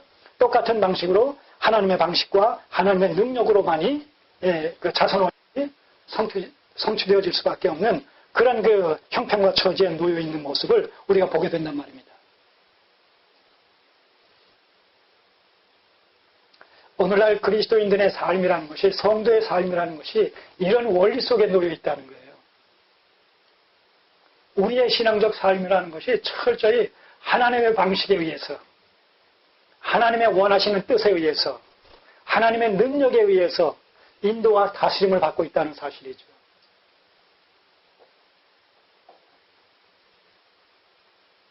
그러기 위해서 저들이 철저히 하나님의 언약을 바르게 알고 그 언약에 근거한 언약적 믿음과 언약적 신앙생활을 영위해 나갔듯이 오늘 우리도 그리스도 안에서 하나님의 언약 백성된 저희들도 21세기 성도들도 철저히 하나님의 언약의 말씀, 성경의 말씀, 이 계시의 내용을 바르게 알고 거기에 입각해서 그 원리를 쫓아 살아가는 것을 통해서 언약 백성의 어떤 정체성이 확립되어질 뿐만 아니라 우리들의 삶을 통해서 하나님의 궁극적인 뜻이 이루어질 것이라는 그런 확실한 전제 속에서 언약적 신앙생활을 이어해 나가야 된다는 것이죠.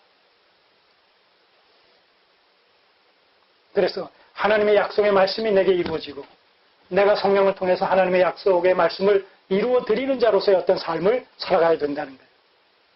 우리의 것을 가지고 뭘 이루어 드리는 것이 아니라 하나님의 약속의 말씀이 우리의 삶을 통해서 성취되어지는 그런 방식의 삶을 통해서 우리가 하나님께 영광을 돌리는 삶을 살아가게 된다는 것입니다. 그래서 구약의 아브라함의 하나님, 이삭의 하나님, 야곱의 하나님이 오늘 여러분과 저희 하나님이 되어지고 구약시대에 아브라함에게 약속하셨던 그 약속의 말씀을 성취시켜 나가시는 방식으로 저들의 생애를 주관해 가셨듯이 오늘날도 그리스도 안에서 우리에게 약속하신 이 약속의 말씀을 성취해 나가시는 방식으로 우리의 생애를 주관해 가신다는 거예요. 그래서 성경이 이루어지고 성경을 응하는, 성경이 우리의 삶을 통해서 이루어지고 우리가 또한 성경을 응하는 자로서의 삶을 살아가는 것을 통해서 기독교 신앙의 정체성이라는 것이 바르게 정립이 되어질 수 있다는 것입니다.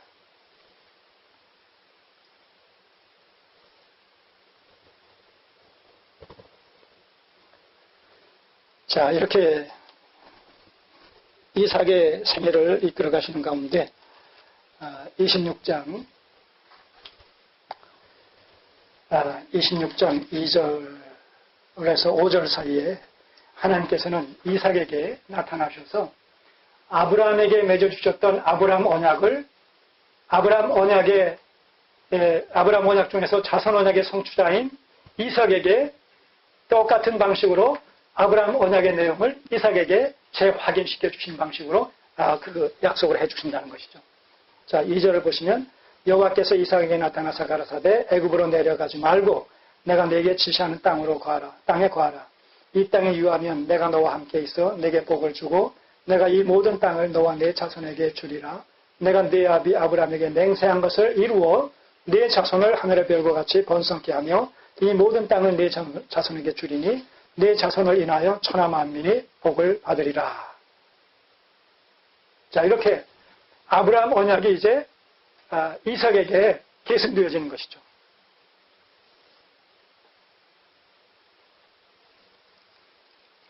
그리고 아까 25장에서 그 리브가에게 하나님께서 말씀하셨듯이 불임녀인 이 리브가에게 그 아들을 주실 것을 약속하시면서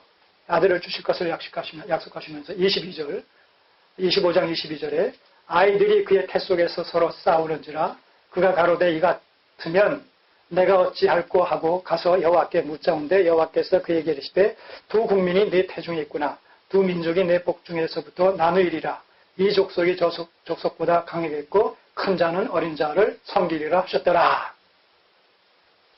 자, 그러니까 쌍둥이 중에 누가 하나님의 여자의 후손의 언약의 계승자가 되겠다는 거예요?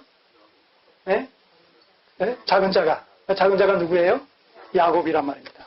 자, 이렇게 복중이 있을 때부터 태중에 있을 때부터 하나님의 기뻐하시는 뜻 가운데 하나님의 선택의 역사라는 것이 이렇게 구체적으로 적용되고 있다는 거예요.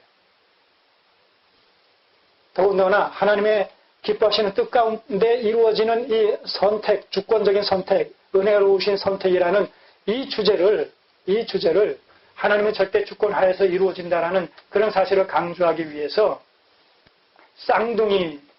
쌍둥이에게 적용시킨단 말입니다. 쌍둥이에게. 그리고 태중에 있을 때, 낳기도 전에 하나님이 기뻐하시는 뜻대로 되어지는 주권적인 선택의 역사. 사람의 어떤 선행과 공과에 의해서 좌우되는 것이 아니라 하나님의 기뻐하시는 뜻대로 되어지는 역사. 주권적인 역사. 자, 그렇게 해서 마침내 이제 그 야곱이 태어나지 않습니까? 야곱과에서 결국 그 야곱이 형이 사냥을 하고 시장 가운데 들어왔을 때 팥죽 한 그릇으로 무엇을 사죠? 장자권을 삽니다. 자, 보세요. 쌍둥이 아들 중에 둘째인 야곱을 사실은 장자권이 계승되어지잖아요. 자선 언약이 성취되어지잖아요. 그런데 그것이 현실 속에서는 어떤 방식으로 이루어져요? 형 에서의 장자권을 시장길을 이용해서 교활하게, 감교하게 팥죽 한 그릇으로 장자권을 사는 방식으로 해서 둘째가 작은 자가 큰 자가 작은 자를 섬기게 될 것이라는 이 약속의 말씀이 이런 세상 역사를 방편 삼아서 하나님의 구속사가 성취되어진단 말입니다. 하나님의 구속사는 세상 역사를 방편과 도구 삼아서 진행되어진다는 거예요. 겉으로 봤을 때는 야곱이 교활하게, 치사하게 형의 그 배고픔을 이용해가지고 장자권을 사게 되고, 또 저는 지도 않은 것으로 그까진 거 있으나 마나 한 것이다. 이렇게 가져서 그래 그럼 그렇게 해라.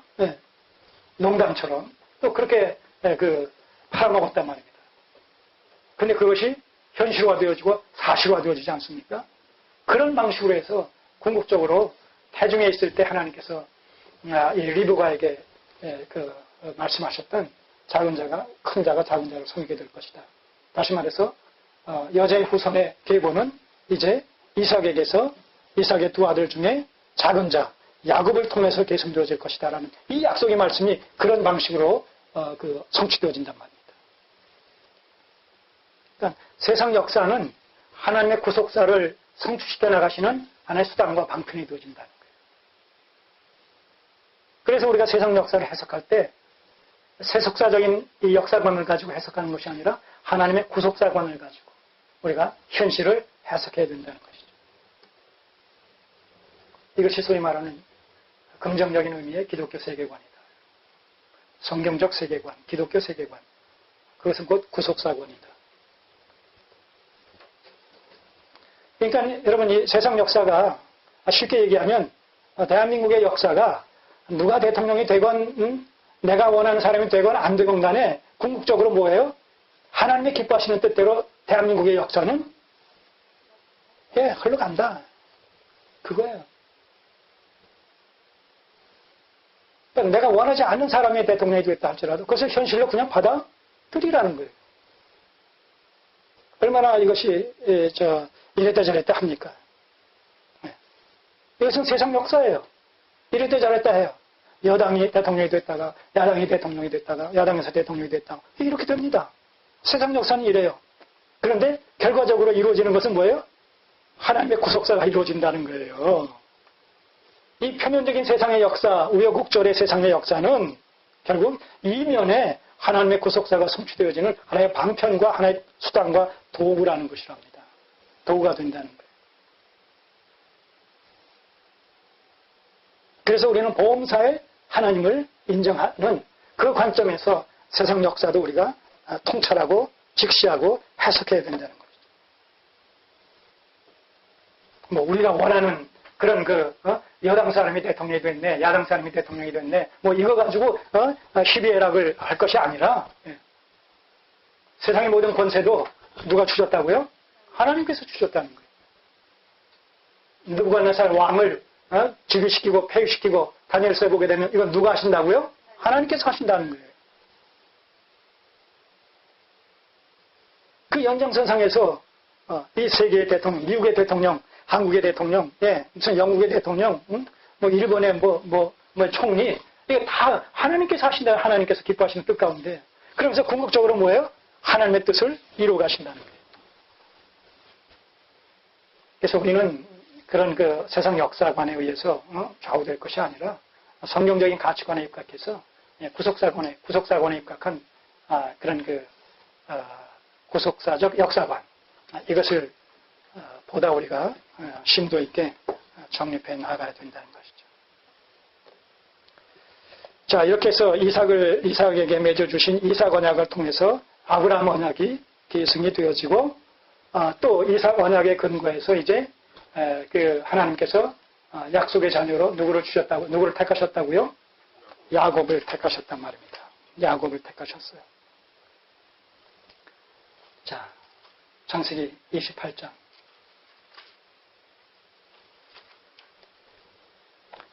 자, 이 이삭과의 그런 형과의 충돌. 그리고 이삭이 나이 많아 이제 눈이 어두운 가운데서 인종이 가까우자 이제 자기 큰아들한테 이삭은 장자권을 주려고 축복을 해주겠다고 이삭이 에서가 잡아온 그런 짐승으로 죽을 끓여서 그 죽을 즐겨 했었단 말입니다. 그러니까 그렇게 끓여달라. 그렇게 해서 에서가 그 말을 듣고 사냥을 하러 나간 사이에 그 말을 이 리브가가 엿듣고 야곱을 이제 에서로 가장시켜서 눈이 침침한 이삭에게 들여보내지 않습니까? 그 양을 잡아서 죽을 끓여가지고, 그러니까 이 이삭이 눈이 침침하니까는 뭐 이렇게 만져보니까 털도 복실복실하고 이제 그러니까 에서로 착각을 해가지고 그에게 마음껏 축복을 해준단 말입니다. 그런 식의 세상 방식 아니겠어요? 그런 식으로 축복을 해줬는데 결국 그 축복의 내용은 뭐예요? 하나님께서 야곱을 축복하시기를 원하는 그 축복의 내용이 이삭을 통해서 그런 방식으로 전해진단 말입니다. 그러니까 인간이 아무리 하나님께 거역을 하고 하나님의 뜻을 반역하고 자기 속에는 좋을 대로 행동한다선 칠지라도 결과적으로 이루어지는 것은 뭐라고요? 하나님의 뜻이란 말입니다. 이게 신념학축하는 거예요. 이게 하나님의 절대 주권이라는 거예요. 그래서 인생들이요, 아무리 하나님은 죽었다, 하나님은 안 믿는다, 내 주먹을 믿겠다, 돈을 믿겠다, 떠들어봤자, 그것이 하나님 앞에는 아무런 의미가 없다는 거예요. 그야말로 손으로 눈을 가리고 해가 없다느니, 손으로 눈을 가리고 지금 대낮, 한낮 천지인데 대낮인데도 불구하고 아유 캄캄하다, 밤이 왔다, 그런 얘기나 다를 바 없다는 것이죠.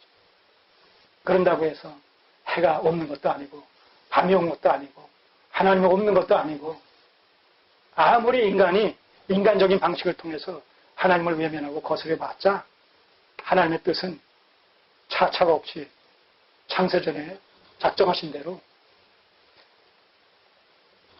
때를 쫓아서 하나하나 성취되어져 가고 마침내 종말에 이르게 된다는 것이죠. 그래서 이런 사실을 알게 될 때에 우리가 범사의 하나님을 인정하게 된다는 거예요. 어떤 경우라도 예와 아멘으로 화답하게 된다는 것이죠.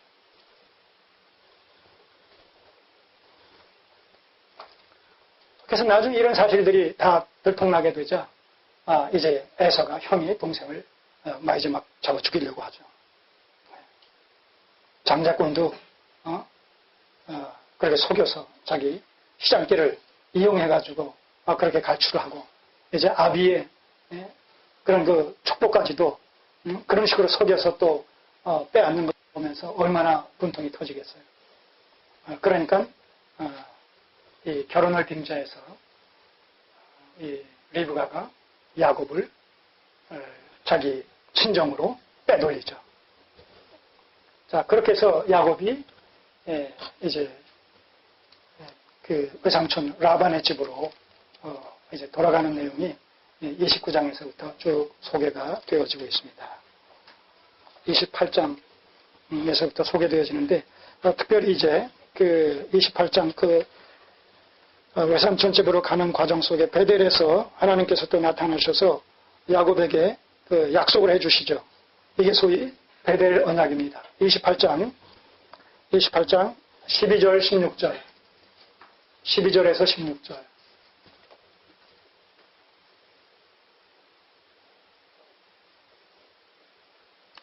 특별히 13절에서 보면 또 본적 여호와께서 그 위에 서서 가라사대 나는 여호와니 너의 조부 아브라함의 하나님이요 이삭의 하나님이라.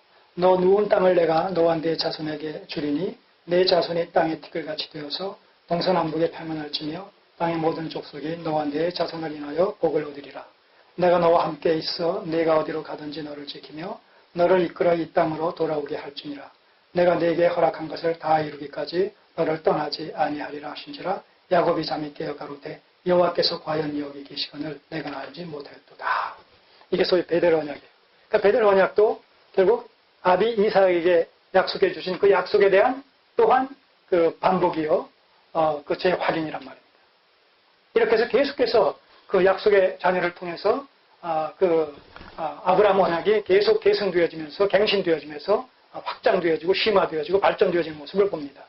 특별히 여기서 그 16절에 야곱이 잠이 깨어 가로되 여호와께서 과연 여기 계시거늘 내가 알지 못하였도다 하는 이 말은 굉장히 중요한 의미를 담고 있죠. 지금 야곱이 도망을 나왔어요. 그리고 베델에 도착했단 말입니다. 그러니까 자기가 살던 그 지역에서 이미 다른 지역으로 넘어온 곳이란 말입니다. 여러분들이 지금 여기 노원구인데 저쪽 도봉구에서 이쪽으로 오셨단 말입니다. 오신 분도 있고 다른 구에서 이쪽으로 오신 분도 계시지 않겠어요? 그 구가 자기 집이 있는 그 구에서 다른 구로 넘어왔단 말입니다. 그런 의미예요. 자기가 아비 이삭 집을 떠나서 이제 그 삼촌 할 때 가는 과정 속에서 지금 이 베델이라는 지역으로 지금 와서 여기서 잠이 들었다가 잠 속에서 꿈인지 생신지 이렇게 하나님께서 나타나셔가지고 베델 언약을 맺어주시는 가운데서 하나님이 과연 여기 계시거늘 내가 알지 못하였도다. 이런 고백을 한단 말입니다. 이게 뭐냐면 이 가나안 땅에 살면서 야곱도 불가피하게 가나안의 어떤 그 문화, 가나안의 어떤 풍습에 그냥 젖을 수밖에 없었다는 거예요. 그게 뭐냐면 지역신 개념. 가나안 민족들이 나름대로 그 족속마다 자기가 살고 있는 그 지역의 신을 섬겼단 말입니다. 예. 그러니까 이 야곱도 그렇게 지역 개념의 신으로서의 여호와를 생각하고 있었단 말입니다. 여호와도 여러 신 중에 하나로서의 신인 줄 그렇게 알았었어요. 그러니까 자기가 살고 있던 지역을 벗어났으니까 베델에 왔으면 이제 베델 지역을 관장하는 신이 있을 거 아니에요. 그런데 이 베델 지역에 왔는데도 불구하고 자기가 섬기던 여호와가 여기서도 나타나신단 말입니다. 그러니까 여호와가 지역을 초월해서 나타나신단 말입니다. 예. 내가 섬기는 여호와는 이 가나안의 지역 신이 아니구나. 예. 지역을 넘어서 초월해서 무소부지하시는 그런 하나님이시구나. 이런 사실을 깨닫는다는 것이죠. 여기서 여호와에 대한 신개념이 확장되어지는 것을 보는 거죠. 그러니까 오늘 우리도 마찬가지입니다. 성경을 통해서 우리가 믿는 하나님, 여호와 하나님에 대한 신관을 바르게 정립해 나가야 돼요. 우리가 믿는 여호와 하나님을 자칫 여러 이런 종교를 창시한 그 신 중에 하나처럼 여기면 안 된단 말입니다. 우리가 믿는 여호와 하나님은 어떤 하나님이에요? 천지상간의 유일하신 하나님이란 말입니다. 그럼 천지상간의 유일하신 하나님이라는 얘기는 다른 신은 없을 뿐만 아니라 다른 신은 우상에 불과하다는 것이죠. 참 신은 하나님뿐이라는 거예요. 그럼 우리가 믿는 하나님이 우상이 아니라 유일하신 참 하나님이시다라고 하게 되면 그런 하나님으로서의 신관을 바르게 정립해서 그런 하나님을 믿는 그 믿는 자답게 그 하나님을 우리가 알고 믿고 섬겨야 되지 않겠습니까? 그 하나님을 여타의 신 중에 하나같이 우상처럼 여겨가지고 믿어서는 아니 되겠단 말입니다. 그래서 우리가 이 공부를 하면서 우리가 믿는 하나님, 유일하신 하나님으로서의 그 여호와 하나님에 대한 신관을 바르게 정립하셔야 돼요. 아울러서. 그 신관이 바르게 정립되어질 때 우리의 신앙관도 바르게 정립되어집니다.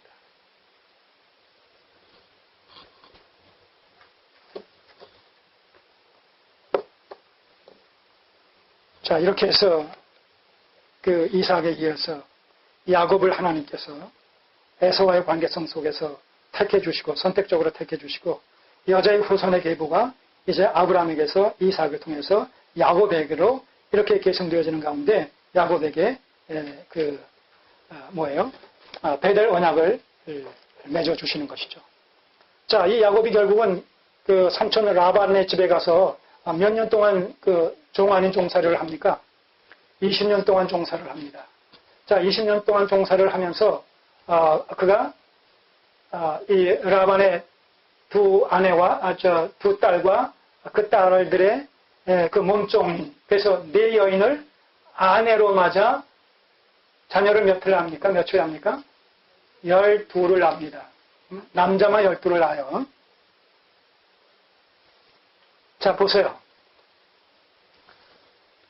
그 얼마나 파란만장한 이 라반의 집에 삼촌 집에 가가지고 얼마나 서로가 그 눈치코치를 봐가면서 라반은 아이고 이거 땡이다 이런 그 장성한 이런 그 말하자면 하인이 어디서 이렇게 호박농쿨같이 굴러 들어왔구나 해가지고 그냥 교묘하게 속여가면서 붙잡아 두는 가운데 20년을 붙잡아 두는 가운데 그 라반의 그 집이 크게 융성했다고 그러잖아요. 이 야곱의 부지런한 그 노동력으로 말미암아서 그 대신 필요에 따라서 자기 딸과 그 몸종들을 줘가면서 아들 12를 또 야곱은 야곱대로 또 낳게 되죠. 자, 그것은 겉으로만 보면 무슨 사입니까? 일상사예요. 세상사예요. 속고 속이는 가운데 파란만장한 이런 그 20년의 삶을 살아가면서 네 여인을 얻어서 12아들을 낳는다는 것은 이건 평범한 이런 그 삶은 아니거든요. 그런데 그런 현실적인 지극히 일상적인 현실적인 세속사란 말입니다. 근데 그 세속사가 무엇을 이루어요? 하나님의 구속사를 이루는 그런 하나의 기초가 되어진단 말입니다.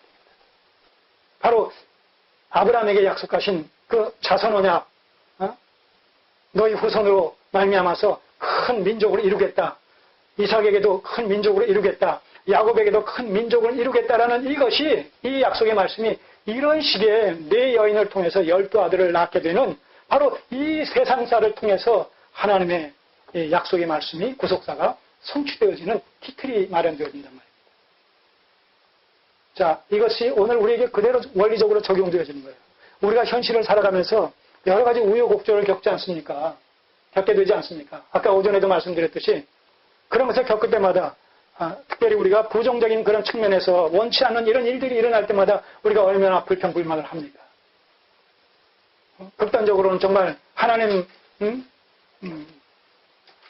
믿어서 좋은 결과를 얻으려고 믿었지 이런 결과를 낳기 위해서 초래하기 위해서 하나님을 믿었느냐 할 정도로 불평과 불만을 토로하는 경우가 얼마나 많이 있습니까? 우리의 신앙 여정 가운데.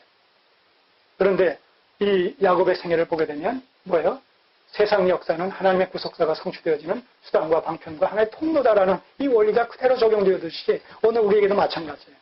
우리의 삶의 여정 속에, 우리의 신앙 여정 속에 여러 가지 우여곡절, 예기치 않고 원치 않던 이런 일들이 일어날 수 있단 말입니다. 또 일어난단 말입니다. 그럴 때에도 우리는 그것을 어떤 관점으로 해석해야 돼요? 구속사적인 관점으로 해석을 해야 된다. 언약적 구속사관으로 해석을 해야 된단 말이에요. 바로 그러한 내가 지금 경험하고 있는 이런 여러 가지 현실적인 어려운 일들을 통해서 뭐예요? 하나님께서 하나님의 선하신 뜻을 이루어가고 계시다라는 이 사실을 우리가 붙들어야 된단 말입니다. 그럴 때 우리는 현실적으로 어려운 가운데서도 힘들더라도 그것을 믿음으로 인내하며 감내하며 범사의 하나님을 인정하게 된단 말입니다. 이것이 그 기독교 신앙의 어떻게 보면 역설이요. 또한 묘미입니다. 묘미.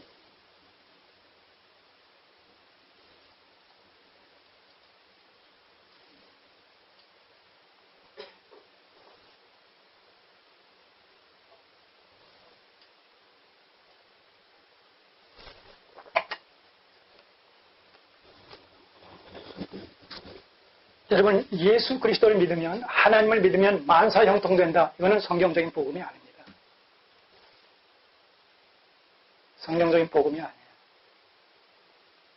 성경은 그렇게 가르치고 있지 않아요.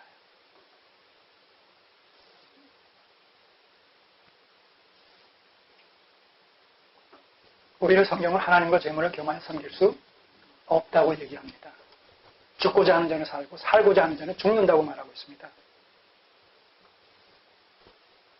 상석에 오르려면 말석을 차지해야 되고, 말석을 차지하는 자를 상석에 앉히겠다고 말씀하시는 것이, 이것이 주님의 교훈이십니다. 근데 기독교 신앙은 그런 것이 아니라는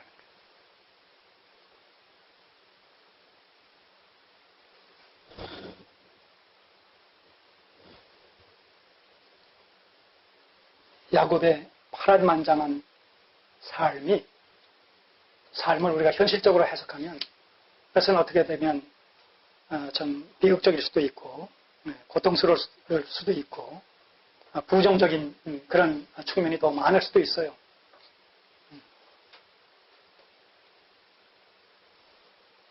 그러나 하나님은 그런 세상사를 통해서 아브라함에게, 이삭에게, 야곱에게 약속하셨던 그런 베델 언약을, 이삭 언약을, 아브라함 언약을 면면히 또 성취시켜 나가시는 그런 그 일면을 우리가 또 보게 된단 말입니다. 그래서 오늘 우리의 삶의 현장 속에서 그것이 아무리 부정적이라 할지라도, 아무리 우리에게 엄청난 그 사건으로 다가온 것을 칠지라도 모든 것을 합력해 선을 이루시는 하나님. 로마서 8장 28절, 하나님을 사랑하는 자, 곧 그 뜻대로 부르심을 입은 자들에게는 모든 것을 합력하여 하나님의 선하신 뜻을 이루신다라는 것을, 모든 것을 합력해 선을 이루신다라는 이 말씀이 우리의 삶의 현장 속에서 구체적으로 적용되어 진다라는 사실을 우리가 믿음으로 수납해야 된다는 것이죠. 그래서 모든 경우에 그리스도인들은 예와 아멘으로 화답을 해야 된다는 거예요. 그리스도의 생애 속에서, 그리스도인들의 생애 속에서 어찌하여 이런 일들이 하필이면 나에게 왜 이런 부정적인 어떤 그 의문들은 우리가 말할 것이 못 된다는 것이죠. 왜냐하면 모든 것을 합력해서 선을 이루신 분이 하나님이시기 때문에, 우리의 믿음의 선진들의 삶을 그렇게 이끌어 가셨기 때문에, 오죽하면 예수 그리스도의 십자가의 죽으심을 통해서 하나님의 뜻이 이루어집니까? 그것은 반전의 절정이죠. 반전의 극치죠.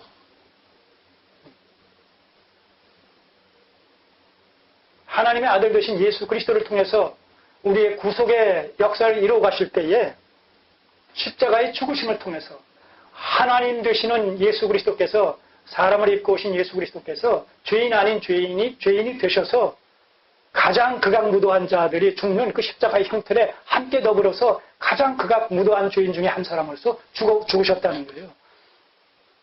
여러분, 이런 역설이 어디 있습니까? 근데 그런 사건을 통해서, 그런 역설적인 사건을 통해서 하나님께서는 반전을 이루신다는 거예요. 우리의 죄를 도말하시고 부활하심으로 말미암아 우리를 의롭게 해주시는, 주께서 죽지 않으시면 부활이 있을 수가 없단 말입니다. 주께서 죽지 않으시면 우리의 죄 문제가 해결될 수 없단 말입니다. 그래서 주님께서 죽으심으로 우리의 죄를 도말하시고 부활하심으로 말미암아 우리를 의롭게 하시는 이런 하나님의 구속사역이 성취될 수 있는 길을 열어 놓으신 것이죠.